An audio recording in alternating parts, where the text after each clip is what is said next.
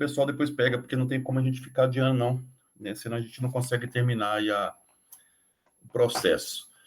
Vamos fazer aqui a memória, e aí a gente vai, então, entrar a partir do capítulo 6 em diante.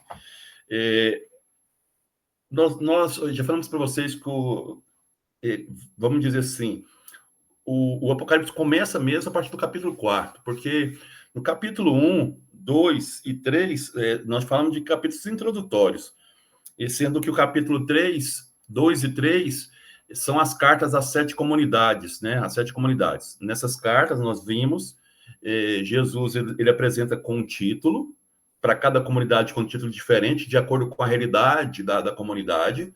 Depois, ele apresenta os aspectos positivos da comunidade.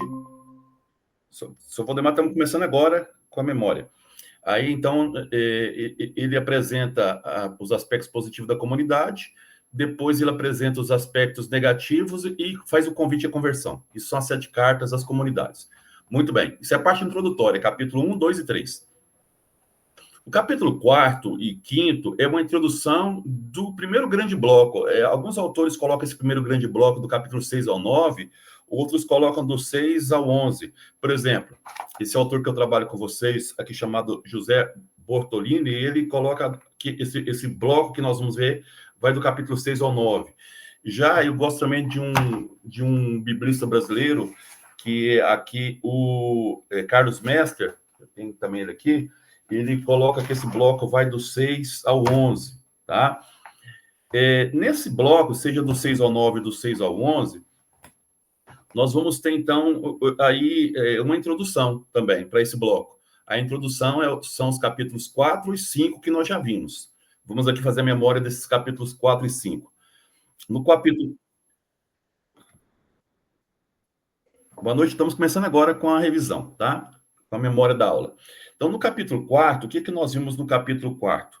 Ele começa apresentando aí um convite ao João que olhasse a história a partir do céu, tá? Olhar a história a partir do céu é o mesmo que olhar a história a partir do projeto de Deus. Então, esse é o convite que Jesus faz a João, e o João, então, ele entra numa espécie de êxtase. Ele vai entrar numa espécie de êxtase, o João, e no capítulo 4 nós vimos isso, e ali ele vai começar, então, a enxergar o mundo a partir então, do trono. Então, o que o João vê? O João vê ali uma realidade que ela vai se ampliando. Primeiro ele vê o trono, depois ele vai ver 4 animais, então cada vez vai enchendo em torno do trono, né? O trono onde está Deus. Então ele vê o trono, ele vê 4 seres viventes, né? Que depois a gente até fala que esses 4 seres viventes vão representar os evangelistas. Depois ele vê os 24 anciãos, sacerdotes anciãos, que a gente acredita que pode ser até as funções sacerdotais de Israel, mas isso aqui é um pouco que importa isso por enquanto, mas são 24 anciãos. Depois ele vai ver o próprio Cordeiro, que é Jesus Cristo, e depois ele vai ver os 7 selos, que nós vamos começar a falar desses selos agora, os 7 selos. Então, esse é o capítulo 4 é isso. No capítulo 5 é a apresentação do Cordeiro. Então, o capítulo 4 ele apresenta o trono, onde está Deus. O capítulo 5 ele apresenta, então, o Cordeiro como sendo aí, o Cordeiro como sendo Jesus Cristo. Então, capítulo 4, o trono, o capítulo 5, o Cordeiro. O capítulo 5, ele termina com a pergunta dizendo assim, ó, quem é que pode abrir esses selos? O capítulo 5 diz que João chora, e um dos anciãos vai dizer, o Cordeiro pode abrir esses selos. Por que Jesus pode abrir esses selos? Porque ele derramou o seu sangue e saiu vitorioso. Ele morreu e ressuscitou. Então, o que o João está dizendo para nós? Isso que é muito importante. Ele está dizendo para nós que a história só pode ser lida a partir da ressurreição de Cristo. Se a gente não lê a história a partir da ressurreição de Cristo, parece que tudo é sofrimento. E, de fato, as comunidades estavam sofrendo perseguições. Então, a ressurreição de Cristo, né, é a maneira correta de se ler a história. Para quem foi domingo à missa, domingo falou sobre os textos da missa domingo, falaram, né, sobre a sabedoria. Quem é a sabedoria? De Deus, é Jesus. O que nós temos que fazer? Ler o mundo, ler a história a partir da sabedoria de Deus, que é de Jesus Cristo. Se a gente lê a história a partir de Jesus Cristo, a sabedoria de Deus, tudo fica confuso, os valores ficam invertidos, né? Aí a riqueza parece ser mais importante, o poder parece ser mais importante, mas quando a gente começa a ler a história a partir de Jesus, as coisas começam a ter novos significados. Então, capítulo 5º, ele termina com essa pergunta, dando essa resposta, e aí vai abrir os 7 selos. O João pergunta quem é, a voz pergunta quem é que pode abrir os 7 selos. Aí o João chora, e aí vem um ancião e diz: o cordeiro pode abrir esses 7 selos. Somente Jesus tem o poder de dar a interpretação para a história. Porque esses selos, o que são esses selos no Apocalipse? É a história da humanidade. Então, os 7 selos é a história da humanidade. O João, ele tem uma maneira muito interessante de ler a história. Ele lê a história olhando para o passado, ele olha para o presente, mas também para o futuro. É assim que ele vai escrevendo, olhando para o passado, olhando para o presente das comunidades e olhando para o futuro. Então, do primeiro ao 4º selo, o João está olhando para o passado, tá? Ele está fazendo uma leitura da história. Então, principalmente da história de Jesus Cristo, né, que morre no ano 33 até o ano que ele está escrevendo. Então, ele faz uma leitura da história do 1º ao 4º selo, tá? Do 1º ao 4º selo, ele faz uma leitura do passado, da história, e aí, quando a gente lê o passado, a história, a gente só vê coisas feias, só coisas feias. Aqui o Carlos Mestre, esse livro que eu trabalho aqui com vocês, além desse outro aqui, ele chega a dizer que esses 4 primeiros selos são os grandes medos da humanidade, até hoje, até hoje. Quais são esses medos? Quais são esses selos que vão aparecendo, né? Cada selo vai sendo aberto e uma realidade do passado vai sendo apresentada. Então, uma realidade de pragas, de guerras, de revoluções, de fome, de morte. Então, o grande medo da humanidade são apresentados nesses 4 primeiros selos. Então, quando a gente olha para trás, o mundo, a nossa história, parece uma história muito triste. É uma história muito, vamos dizer assim, não tem nenhum sentido, porque ou tem invasões e passagem de exércitos inimigos, ou tem guerras e matanças, ou tem fome e carestia, ou tem doença, peste e morte. Isso é nossa história. Se a gente não lê a partir de Jesus Cristo, é só coisa ruim. Então, o 1º, o 2º, o 3º e o 4º, os 4 primeiros selos são selos de coisas ruins, tá? O 5º selo, eu vou fazer o geral, depois a gente vai ler na Bíblia, que vai ficando claro, tá? Então, os 4 primeiros selos, quando são abertos, o João, já falei para vocês que o João escreve sempre metáfora, e ele apresenta o cavalo como a metáfora desses selos. Por que o cavalo? Porque o cavalo, ele é associado à história, onde ele...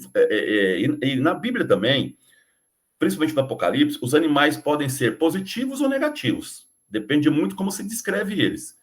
Mas o cavalo, ele sempre é apresentado com um aspecto, muitas vezes, negativo. Por quê? Porque o cavalo era usado nas guerras, o cavalo, onde ele passa, ele destrói, né? Então, o cavalo é como se fosse a história, né? A história é com seus aspectos negativos. Então, ele vai apresentando cavalos coloridos. Para cada cor, um significado. Tá? Então, o primeiro selo tem um cavalo que nós vamos dizer que é o cavalo branco. O segundo selo é o cavalo vermelho. O terceiro selo é o cavalo... desculpa, o primeiro é branco, o segundo vermelho, o terceiro negro e o quarto é esverdeado. Então, são esses 4 cavalos, cada um com um significado, mas quer dizer, significados negativos. Negativos, tá? Os 4 cavalos. A partir do 5º selo, não aparece mais cavalo, porque aí já muda a concepção. Aí, os 4 primeiros cavalos que nós vamos ver significam o passado. O João olhando para o passado, tá? Os 4 primeiros cavalos. O 5º cavalo é a realidade da comunidade, dos mártires, das pessoas que estão morrendo. E aí aquele grito na garganta, até quando Deus vai permitir que a gente seja perseguido? Até quando Deus vai ficar de braços cruzados? Então, essa é a pergunta, essa pergunta que o quinto selo apresenta. Então, aqueles mártires que foram perseguidos, os que foram mortos, eles então fazem uma grande oração a Deus, perguntando para Deus, até quando todos nós vamos ter que suportar esse sofrimento e essas perseguições? Esse é o quinto selo. O sexto selo já é olhando um pouco para o futuro, o sexto e o sétimo selo. O sexto selo, então Deus aparece para julgar todos aqueles que causaram todos esses malefícios, guerras, perseguições, fomes e assim por diante. Então vai ser a desintegração desse mundo que nós vivemos. Não do mundo como globo, mas do mundo das injustiças, do mundo das perseguições, do mundo da fome, do mundo da miséria. Então Deus vai começar então o julgamento. Vamos dizer, o sexto selo é o início do julgamento.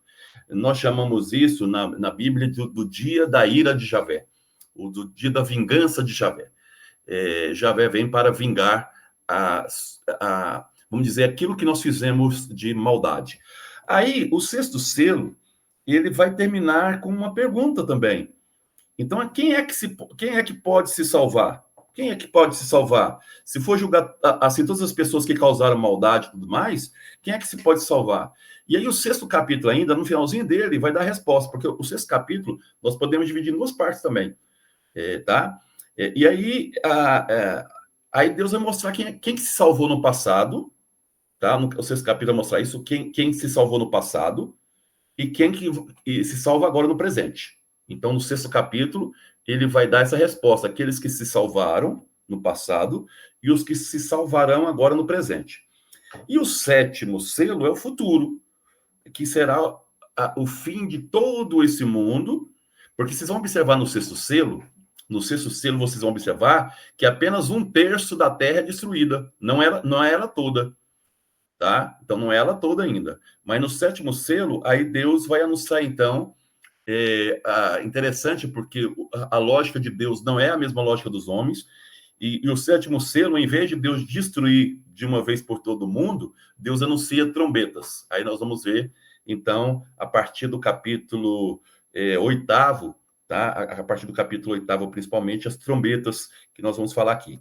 Então, agora eu vou pegar com vocês aí a Bíblia, nós vamos ler o capítulo 6 e o capítulo 7º, só para que vocês vejam. Então, capítulo 6. O capítulo 6, ele vai apresentar, vamos dizer assim, o capítulo 6 e o capítulo 7 vai ser a abertura dos selos, tá? Capítulo 6 e capítulo 7, apresentação aí dos selos. São 7 selos, capítulo 6 e capítulo 7 são 7 selos, só que o sétimo selo começa a ser aberto no capítulo 8º. Então, no capítulo 6 e do capítulo 7, nós temos a abertura de 6 selos. E lembrando de novo, os 4 primeiros selos são as coisas negativas da história, o passado: fome, guerra, carestia, e os 4 primeiros selos. O quinto selo é uma oração dos mártires, das pessoas que morreram, perguntando para Deus até quando Deus vai permitir que as pessoas que seguem ele continuem morrendo. É uma grande oração que os mártires fazem. E o sexto selo é o início do julgamento de Deus, tá? O início do julgamento de Deus. Deus não destrói a terra como um todo, a terra que eu falo assim, esse mundo, tá? Mas ele vai destruir 1/3 nesse sexto selo. Vamos ver isso aqui daqui a pouquinho. Só queria chamar a atenção aqui, antes de começar a ler aqui o texto bíblico. O Apocalipse, ele é uma leitura do Antigo Testamento a partir da ressurreição de Cristo. Grava essa frase que é importantíssima para entender o Apocalipse. O Apocalipse é uma leitura do Antigo Testamento a partir da ressurreição de Jesus Cristo. Portanto, nós vamos ver várias frases, várias profecias do Antigo Testamento que o João vai colocar aqui agora nesse momento. Lembra dos 4 animais? Os 4 animais, seres viventes, melhor dizendo, eles vêm lá do livro de Daniel.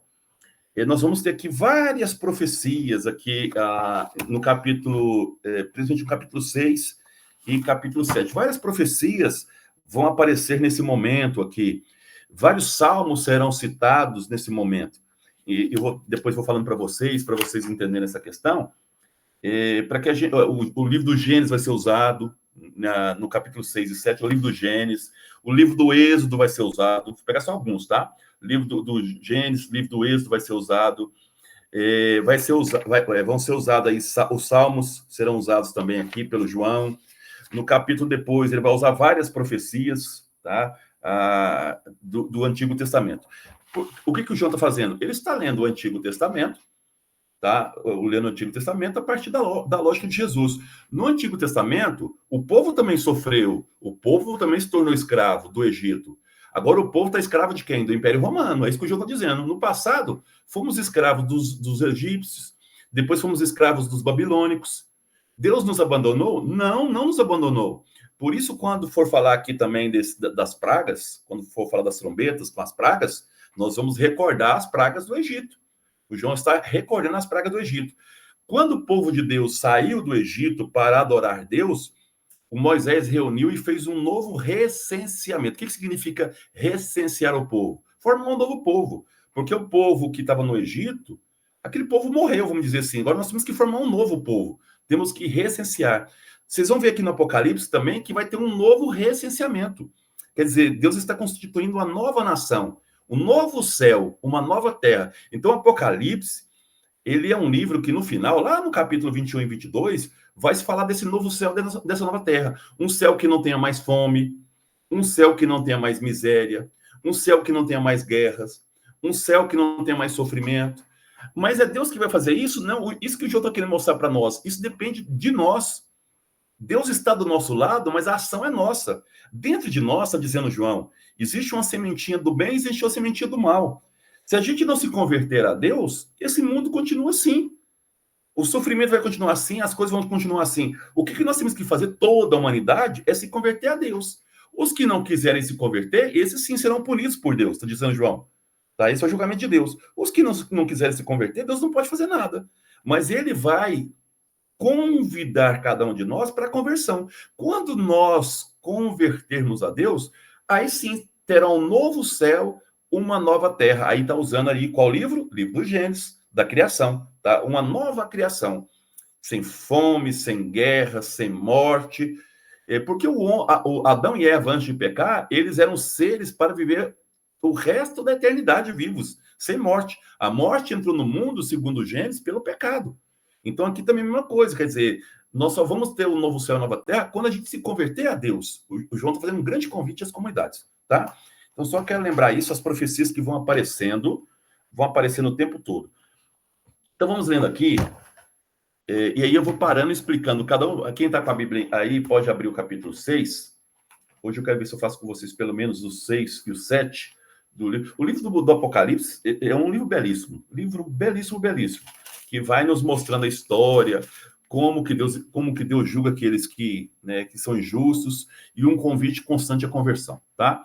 Então eu vou entrar aqui no livro 6, capítulo 6, vou lendo e aí vou mostrando o significado de cada um, vocês vão ver que é facinho, tá? Então não esqueça de, até o quarto selo, coisas ruins. Quem é que vai abrir o selo? Jesus, o Cordeiro. O Cordeiro está abrindo selo por selo. E está mostrando como é que é a história da humanidade, tá? Então, vamos lá. Eu estou com a Bíblia de Jerusalém para quem depois quiser ver, tá?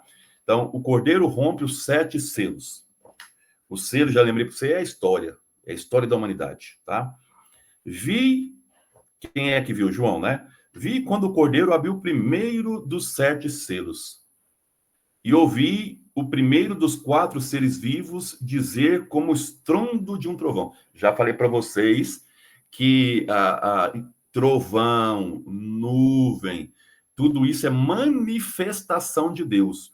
Portanto, aqui, um dos 4 seres aqui, ele está realizando a manifestação de Deus, tá? Na história. O que ele fala? Vem. Tá? Não é um vem qualquer. Lembra que o João chamou Jesus daquele que era e que vem? Então, ao dizer vem, É como se falasse assim, é necessário acabar com essa realidade negativa e construir uma nova. Apresente-se em justiça, apresente-se diante de mim, vamos acabar com você. Então esse vem, apresente-se, nós vamos criar um novo céu e uma nova terra. Tá? Vem. Vi então aparecer um cavalo branco, cujo montador tinha um arco. Deram-lhe uma coroa e ele partiu vencedor e para vencer ainda. Quem é esse cavalo branco? O Império, a gente, hoje os biblistas identificam esse cavalo branco como sendo o Império Parto. O Império Parto era um império que vivia ali próximo de Israel e nessa parte oriental, e incomodava muito os romanos. E eles são identificados aí como o povo do arco. Por isso que se acha que esse cavalo branco são os partos, tá? Um dado importante, mais de saber quem é que é esse grupo ou não, são algumas características que ele tem, tá? O arco, para que se usa o arco? Para matar. Quer dizer, então, esse cavalo aqui é um cavalo negativo. É o cavalo da invasão, é um cavalo da passagem dos inimigos. E por que as pessoas fazem guerra? Por ganância. Então, podemos identificar esse primeiro cavalo, seguindo aqui a lógica do Bortolini, que eu concordo com ele, a gente pode identificar esse primeiro cavalo como o cavalo da ganância. As pessoas fazem guerras hoje por quê? Por ganância, por petróleo. Ninguém faz a guerra se não tiver envolvido questões econômicas. Simplesmente, por questões de defesa de pátria. Não existe isso. A guerra, ela é motivada pela ganância. Então, aqui, mais do que dizer que são os partos, que nem precisa falar isso, aqui o que o João está dizendo é que esse primeiro cavalo é o cavalo da ganância. Jesus está nos dizendo, o Cordeiro está nos dizendo, que a história da humanidade é marcada pela história da ganância. Tá? Esse é um ponto importante. O cavalo branco é o cavalo da ganância. Tá? Veja bem que ele está com uma coroa, não é aquela coroa é uma coroa da vitória, mas uma vitória negativa, não é a vitória dos mártires. Vai gravando essas questões. Vamos lá. Quando abriu o segundo selo, ouviu o segundo ser vivo dizer, ser vivo é a ação de Deus, tá? Ser vivo, o espírito, a ação de Deus. Dizer, vem de novo. Quando Deus criou o mundo, aqui está usando o Gênesis, tá, o João? Quando Deus criou o mundo, lá no Gênesis, ele fala assim, faça-se a luz. É o imperativo, faça. E aí, a luz veio, apareceu. Então, esse vem é o imperativo, vem. Mostra sua face, que nós vamos te destruir para construir algo novo. É isso que é esse vem aqui, tá? Apareceu, então, outro cavalo, vermelho, e ao seu montador foi concedido o poder de tirar a paz da terra. Tá? Foi concedido o poder de tirar a paz da terra, que os homens se matassem entre si. Então, aqui, esse cavalo vermelho é a guerra, tá? É o símbolo aqui da guerra. Esse é um ponto também que ele está aqui apresentando para nós, a questão da guerra. Entregaram também uma grande espada, a espada que mata. Então, a ganância gera o quê, gente? O que Jesus está dizendo, Cordeiro? A história da humanidade é a história da ganância, ganância que gera as guerras. Então, é isso que o Cordeiro está dizendo para nós. A história da humanidade é a história da ganância que gera a guerra. Portanto, esse cavalo vermelho, com a espada na mão, é o cavalo das guerras, tá? Isso é muito importante a gente entender esse processo aqui que está dizendo o João para nós. Vamos lá. E essa guerra não é só a guerra do Império Romano, é a guerra de tudo, revoluções, guerras. Interessante que fala que ele veio para tirar a paz da terra, tá? E o Império Romano fingia produzir a paz romana, que é a paz da guerra. Quer dizer, a paz do Império Romano, os dois autores que eu trabalho chamam de paz de cemitério, usado pela arma, pela força, para oprimir as pessoas, tá? Vamos ao terceiro selo. Quando abriu o terceiro selo, ouvi o terceiro ser vivo dizer, vem. Eis que apareceu um cavalo negro, cujo montador tinha na mão uma balança. Presta bem atenção, que isso aqui é muito interessante. Uma balança. Ouvi então a voz vinda do meio dos quatro seres vivos que dizia: 1 litro de trigo por 1 denário e 3 litros de cevada por 1 denário. Quanto ao óleo e ao vinho, não causes prejuízo. Pessoal, na época de Jesus e na época do João, 1 denário era o trabalho de um dia da pessoa, 1 denário, tá? Uma pessoa que trabalhava o dia todo ganhava 1 denário. Veja bem que esse denário não está dando para nada. Ó, 1 litro de trigo por 1 denário. 1 litro de trigo apenas. Quer dizer, eu trabalho o dia todo para poder apenas ter 1 litro de trigo. Trigo era para fazer o pão, tá? E 3 litros de cevada, que faz aí também a cerveja, por 1 denário. Quer dizer, exploração. Então, o terceiro cavalo é o cavalo da exploração econômica, da opressão econômica, da carestia, da falta de alimento. Agora, quanto ao óleo e ao vinho, não causa prejuízo. Quer dizer, a gente não está conseguindo comer, e esse cavalo negro, esse que está montado no cavalo negro, fala, mas em relação ao vinho e ao óleo, não causa prejuízo. Por quê? Porque o Império Romano, a elite, vive do vinho e vive desse óleo. Óleo para as lâmpadas. Então, quer dizer, o Império Romano, ele não está nem aí se você passa fome, mas não mexa naquilo que alimenta a elite, o óleo e o vinho. Então, o terceiro cavalo é o cavalo da opressão econômica. O Cordeiro está dizendo, a história da humanidade é a história da ganância, que gera guerra, e a guerra gera o quê?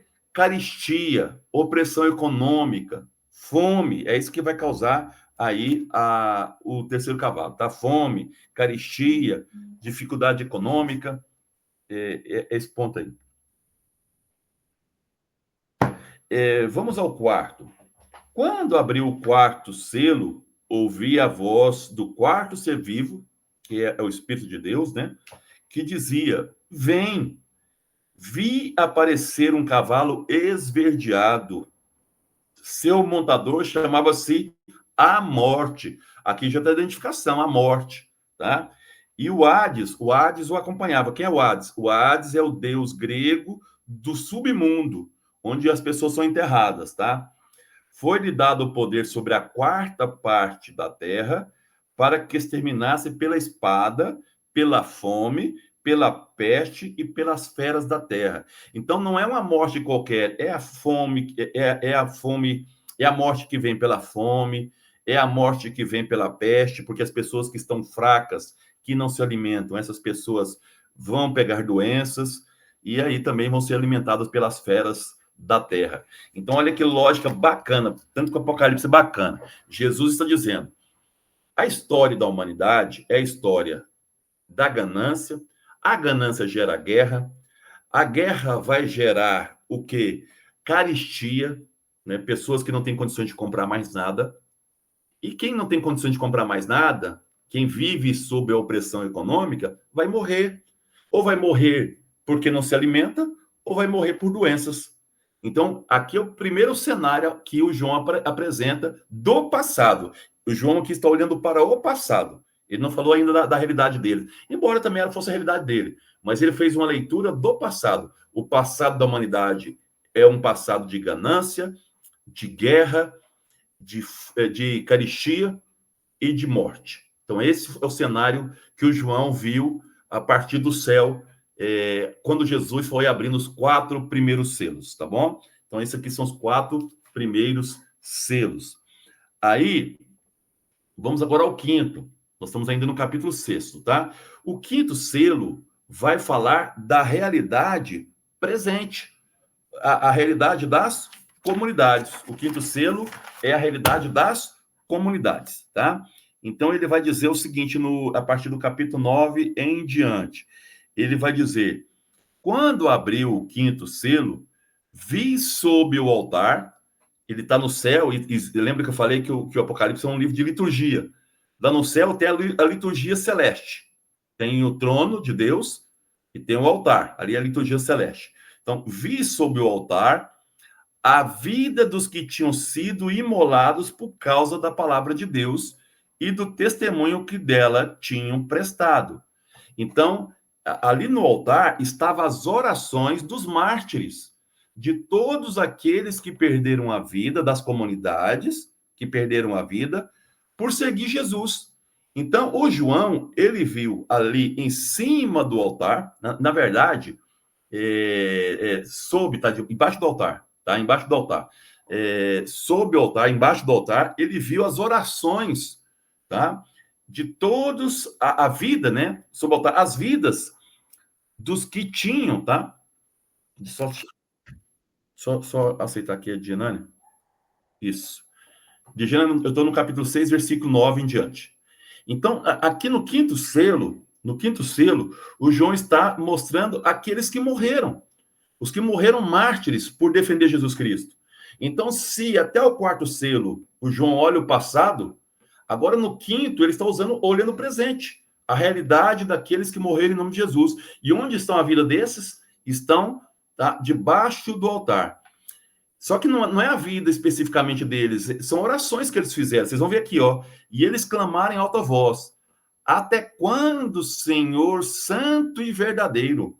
Porque não é o imperador que diz ser santo e é falso. Até quando, ó Senhor, santo e verdadeiro, tardarás a fazer justiça, vingando nosso sangue contra os habitantes da terra? Então, é como se os mártires estivessem perguntando: Deus, o Senhor não vai fazer nada. Eles nos mataram. Os injustos da terra, os poderosos da terra, eles nos mataram. E o Senhor não vai fazer nada. Essa é a oração desses mártires, tá? A cada um deles foi dada, então, uma veste branca. Então, Deus está dizendo: calma. Então, a primeira coisa que deu foi a veste branca. O que é a veste branca? A veste da ressurreição. Quando Jesus aparece lá para Maria, ele aparece de branco. Então, a veste branca, tá? Que é a veste da ressurreição. E foi-lhes dito também que repousasse por mais um pouco de tempo, até que se completasse o número dos seus companheiros e irmãos, que seriam mortos como eles. Então, Deus dá a veste da ressurreição para eles e diz: ainda não chegou a hora do julgamento. Ainda muitos vão morrer em meu nome. Ainda muitos vão morrer em meu nome. Ainda não se completou ainda o número de mártires. Espera um pouco mais no repouso. Repouso quer dizer a morte, né? Só que não é uma morte, mas é uma ressurreição, porque eles estão com a veste branca. Então, aguarde um pouco mais. Muitos ainda vão morrer em meu nome. O João está lembrando, está lendo isso a partir da realidade das comunidades, tá? Pronto, o quinto selo acabou, tá? O quinto selo acabou. Agora vem o sexto selo, que é o início do julgamento de Deus, que vai ser, então, o fim do mundo injusto. O início, tá? Vocês vão ver o que é por parte. Vi quando ele, no versículo 12, capítulo 6, versículo 12. Vi quando ele abriu o sexto selo. Houve um grande terremoto. O sol tornou-se negro como um saco de crina, e a lua inteira como sangue. As estrelas do céu se precipitaram sobre a terra, como a figueira que deixa cair seus frutos ainda verdes ao ser agitada por um vento forte. Vocês vão ver aqui que nesse sexto selo, o João narra o início do julgamento de Deus, mostrando situações cósmicas. Era assim que no mundo antigo se lia. Se lia tempestades, se lia terremotos, se lia como se fosse uma punição de Deus. Então, aqui o João, ele está começando, então, a dizer que a punição, o julgamento de Deus começou. E ele começa a apresentar, então, essas metáforas, vamos dizer, climatológicas, para mostrar exatamente como o homem do passado enxergava. Qualquer abismo sísmico, qualquer situação era vista como castigo de Deus ou como punição de Deus. Então, João está começando a narrar que o julgamento de Deus iniciou-se. Por isso que ele fala de todos esses fenômenos, tá? O céu afastou-se como um livro que é enrolado. As montanhas todas e as ilhas foram removidas de seu lugar. Agora, ele vai apresentar, então, quem são esses injustos que vão ser julgados.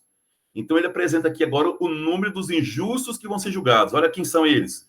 Os reis da terra, os magnatas, os capitães, os ricos, os poderosos, Todos os escravos e os homens livres esconderam-se nas cavernas e pelos rochedos das montanhas. Antes de continuar o 16, por que os escravos? Porque tinha muito escravo poderoso em Roma também.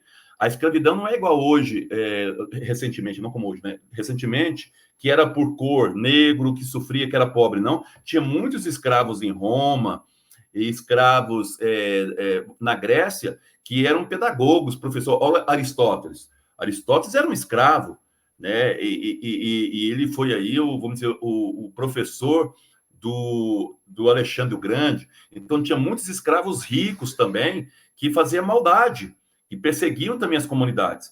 Então, esses também se esconderam. Por que se esconderam? Diante de Deus, diante do projeto de Deus, diante do julgamento de Deus, aqueles que fizeram algo errado procuraram se esconder, foram para as cavernas, tá? Pelas montanhas. Então, aqui está o início do julgamento de Deus.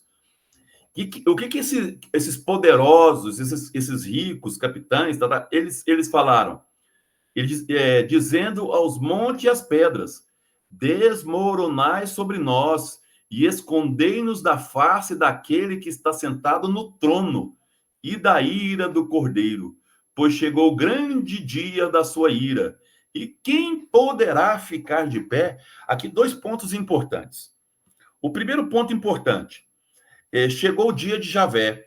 O dia de Javé, ele é visto na história como o dia do julgamento de Deus, tá? Então, aqui nós temos, no sexto selo, tá? O início do sexto selo, esse julgamento do sexto selo, a apresentação, então, aqui do dia de Javé, o dia da vingança de Javé, o dia do julgamento de Javé, tá? Então, aqui ele vai, de novo, voltar às profecias antigas, tá?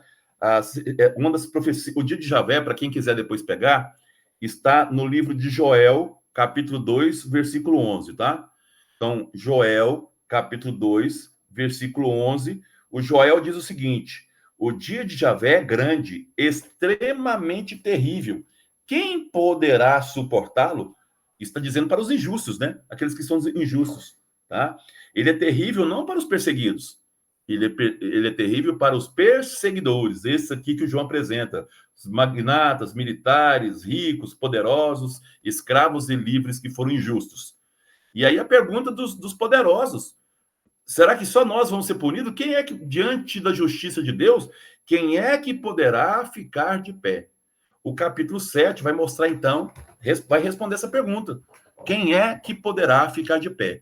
E aí eu falei para vocês que o capítulo 7 ele é dividido em 2 partes. O João vai olhar para o passado e vai mostrar no passado quem é que vai ficar de pé, quem é que ficou de pé. Ele vai apresentar um número simbólico dos 144 mil.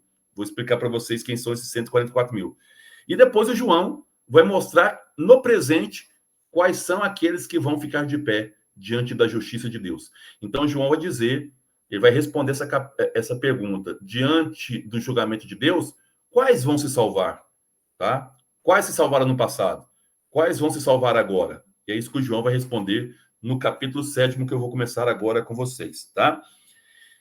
Depois disso, vi 4 anjos postados nos 4 cantos da terra, segurando os 4 ventos da terra, para que o vento não soprasse sobre a terra, sobre o mar ou sobre alguma árvore. Para entender isso aqui, nós temos que entender a mentalidade da época do João. Na época do João, eles acreditavam que os ventos eles estavam nos 4 cantos da terra. E Deus punha anjos ali segurando os ventos. Então, quando o homem precisava de vento, ele autorizava os anjos a permitir que os ventos soprassem, para trazer brisa, para plantação, para trazer chuva. Então, era Deus que permitia que os anjos soltassem os ventos. Aqui está dizendo, então, que Deus não está permitindo que os anjos soltem os ventos. Os ventos agora não vão soprar mais. Começou o julgamento. Começou o julgamento. Deus está segurando os ventos nos 4 cantos do mundo. Essa visão da mentalidade da época, tá? Eles não tinham ciência que nós temos hoje. Então vamos entender a lógica do João. Vi também outro anjo que subia do Oriente com o selo do Deus vivo. Ele gritou em alta voz aos 4 anjos que haviam sido encarregados de fazer o mal à terra e ao mar. Então Deus autorizou que os anjos começassem, então, a punição. Só que um anjo fala para os 4 que iriam fazer essa tarefa. O que ele fala? Não danifiqueis a terra, o mar e as árvores, até que tenhamos marcado a fronte dos servos do nosso Deus. Vou parar aqui, porque isso aqui é muito interessante. Então, um anjo vai dizer para os 4 anjos que foram autorizados a destruir tudo: não destruam nada, até que a gente assinale na testa das pessoas que são nossas, daqueles que não podem ser punidos.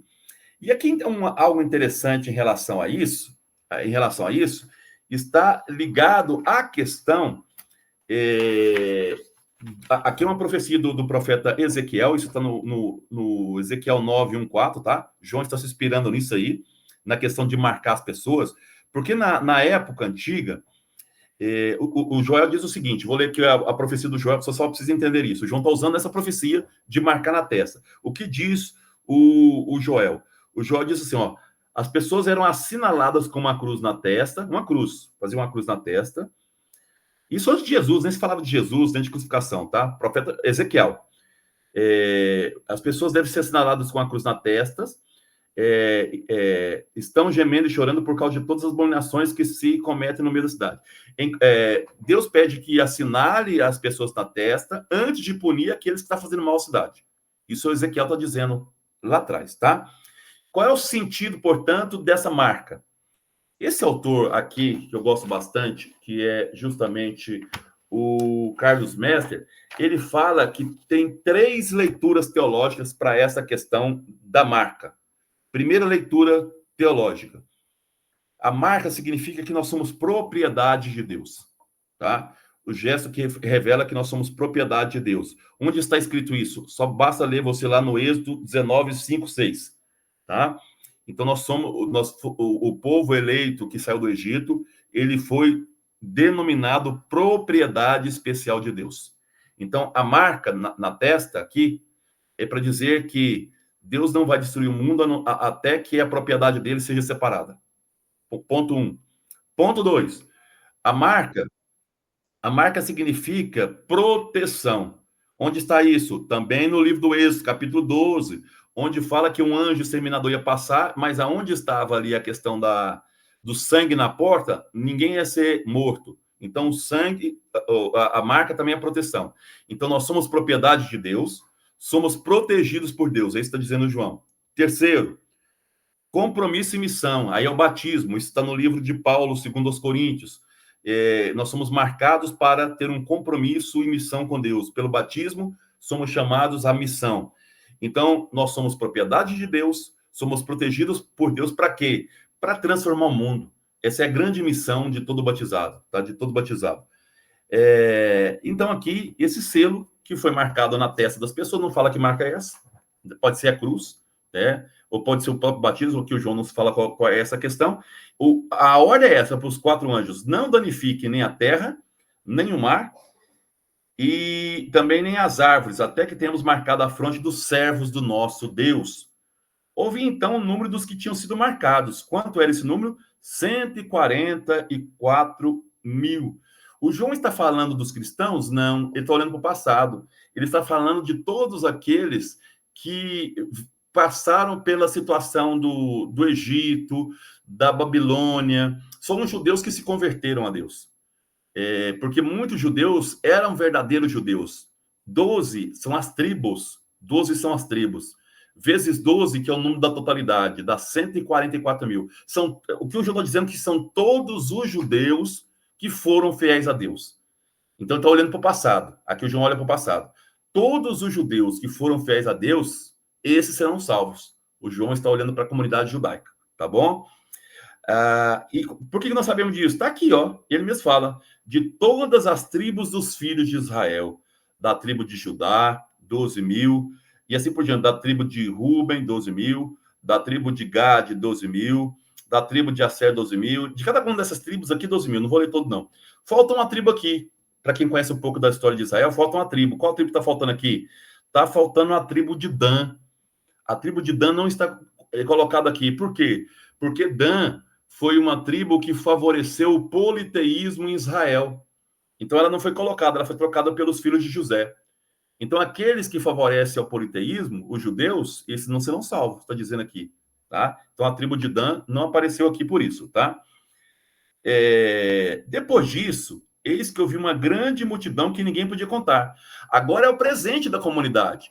Não é somente aqueles que eram judeus que se converteram a Deus, mas todas as pessoas. Olha só, depois eu vi uma grande multidão de que ninguém podia contar, de todas as nações. Não são só os judeus que vão ser salvos.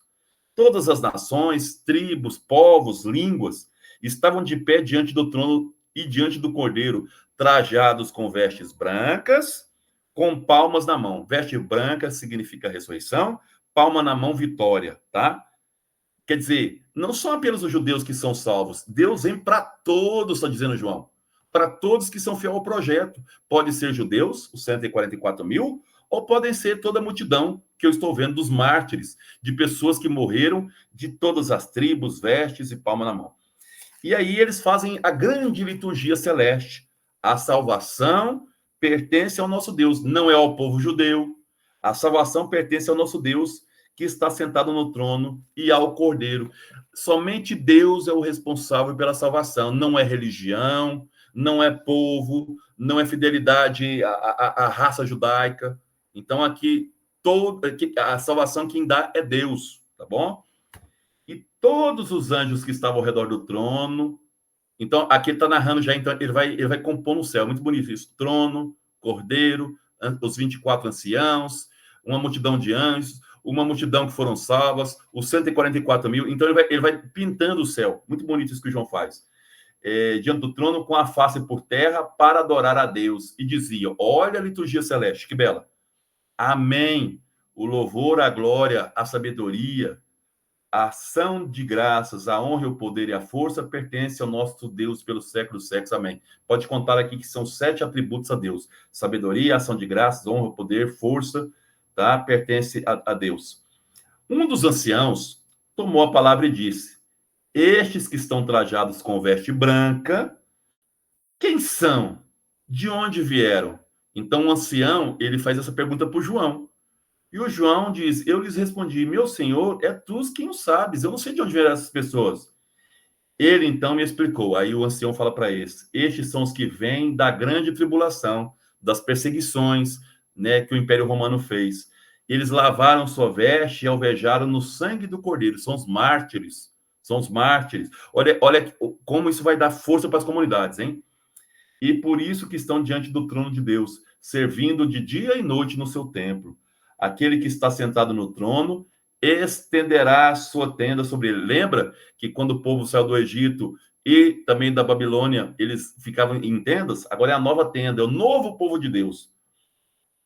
Nunca mais terão fome. Olha só, o novo céu sendo construído. Nunca mais terão fome, nunca mais terão sede. O sol nunca mais os afligirá. Esse é o novo céu, nova terra, tá? Eu falei para vocês.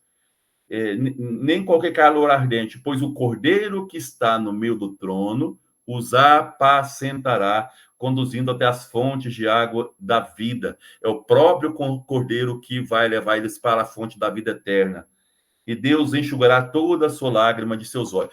Você imagina você sendo perseguido com um texto desse na sua mão, a coragem que dá para as comunidades. Deus não abandona o seu povo. Deus não abandona aqueles que são perseguidos. Então, o julgamento começou. Esse é o capítulo 7.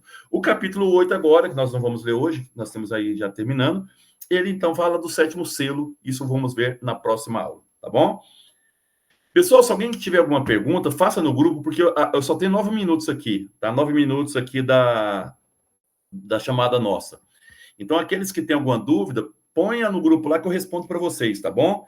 E não deixe de ler, pessoal, o capítulo 6 e 7 são belíssimos, de muita esperança, de muita beleza, um Deus que protege, um Deus que faz a leitura da história negativa, ruim até o capítulo 4, mas o capítulo 5 em diante, Deus não nos abandona.